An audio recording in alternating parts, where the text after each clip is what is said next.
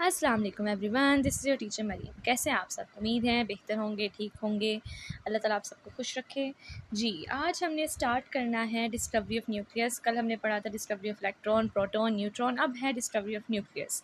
अब हम देखेंगे एटम के अंदर जो न्यूक्लियस है वो किसने डिस्कवर किया था, जिसके अंदर प्रोटॉन और न्यूट्रॉन होते हैं। Rutherford in 1911 provided answer to this question. Rutherford में 1911 में क्वेश्चन का जवाब दिया था कि न्यूक्लियस कहाँ होता है।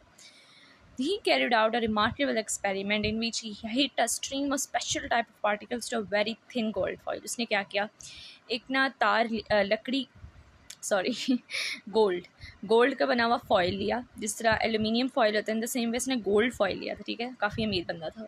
From his experiment he concluded that an atom has two portions. उसने क्या किया, ही कैरिड आउट रिमार्क, उसने उस फॉइल को लिया, उसको अपने एक्सपेरिमेंट में इस्तेमाल किया। अब tiny central portion which he called as nucleus and relatively large area surrounding which is called extra nuclear portion.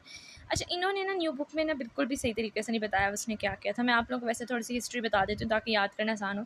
उसने क्या किया था, गोल्ड फॉइल ली थी। ठीक है, उसके अंदर से ना हीलियम के जो एटम्स होते हैं ना वो गुजारे थे। ठीक है, मतलब हीलियम की शुआएँ गुजारी थी, अल्फ़ा पार्टिकल्स हम उसके कहते हैं। जब उसने गुजारी ना तो उसने देखा कि सारी की सारी शुआएँ सीधी नहीं गुजर रही, कुछ अंदर से गुजर गई हैं, कुछ बाउंस बैक हो गई हैं, कुछ कर्व हो गई हैं, कुछ रिफ्लेक्ट हो गई हैं, कुछ रिफ्रैक्ट हो गई हैं। ठीक है, तो उसने ये शो किया था कि जो चीज़ें अंदर से गुजर गई हैं इसका मतलब एटम का थोड़ा सा हिस्सा खाली होता है। ठीक है, और जो नहीं गुजरी वो बाउंस बैक हो गई हैं, इसका मतलब एटम के दरमियान वाला न्यूक्लियस में कुछ ऐसी न्यूक्लियस है, कोई एटम के अंदर कोई ऐसी चीज़ है जो पार्टिकल्स को अपने अंदर से गुजरने नहीं दे रही, बाउंस बैक कर रही, पीछे कर रही है। कुछ रिफ्रैक्ट हो गई है, मतलब कि चार्जेस का ऑपोजिट होगा। अगर जो रेडिएशंस दे रहे हैं हम उसके ऊपर, रोल्ड फॉइल के ऊपर, उनके ऊपर जो ना ऑपोजिट चार्जेस होंगे, इस वजह से वो अट्रैक्ट करने के बजाय उसको रिफ्रैक्ट कर दिया, उसको साइड पे फेंक दिया, उसने धक्का दे दिया उस रेडिएशन को।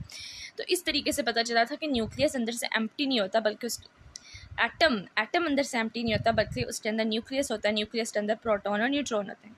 अब हम इसको पढ़ लेते हैं। A tiny central portion which he called as nucleus. तो जब उसने देखा था कि अंदर से सारी की सारी शुआएं नहीं गुजरी, तो उसने कहा दरमियान में कोई चीज़ है, और उसने उस एटम को अंदर जो चीज़ थी उसको न्यूक्लियस का नाम दे दिया।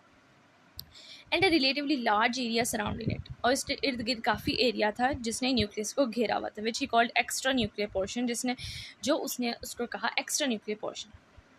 आगे है, It was also discovered that almost all the mass of an atom is concentrated in the nucleus। और ये भी पता चला कि एटम का जितना भी मास है वो सारा का सारा न्यूक्लियस में एग्जिस्ट करता है, because they both the heavy particles protons and neutrons are found to be present in it. क्योंकि जाहिर है प्रोटॉन और न्यूट्रॉन न्यूक्लियस के अंदर होते हैं, तो यही बता रहा है कि हैवी पार्टिकल्स जो हैं वो न्यूक्लियस के अंदर होते हैं। तो दरमियान वाले हिस्से जो है एटम का वो खाली नहीं होता, उसमें न्यूक्लियस होता है। In the nucleus these two particles are held together by strong nuclear forces. और न्यूक्लियस के अंदर प्रोटॉन और न्यूट्रॉन अंदर इस वजह से रहते हैं क्योंकि वो इनके ऊपर ऑपोजिट चार्जेस होते हैं और इनकी अट्रैक्टिव फोर्सेस काफ़ी ज़्यादा होती हैं। इस वजह से न्यूक्लियस के अंदर प्रोटॉन और न्यूट्रॉन एग्जिस्ट कर सकते हैं। अब देखें चार्जेस का क्या होता है, इलेक्ट्रॉन के ऊपर कितना चार्ज होता है और उसका वजन कितना होता है।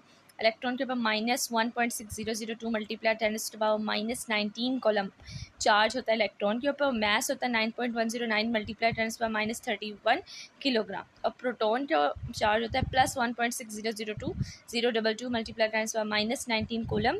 और मैस होता है इसका 1.673 मल्टीप्लाई 10⁻27 किलोग्राम। न्यूट्रल होता है, उसके ऊपर कोई चार्ज नहीं होता, तो 0.0। और लेकिन उसका वजन होता है 1.675 मल्टीप्लाई 10⁻27 किलोग्राम। अब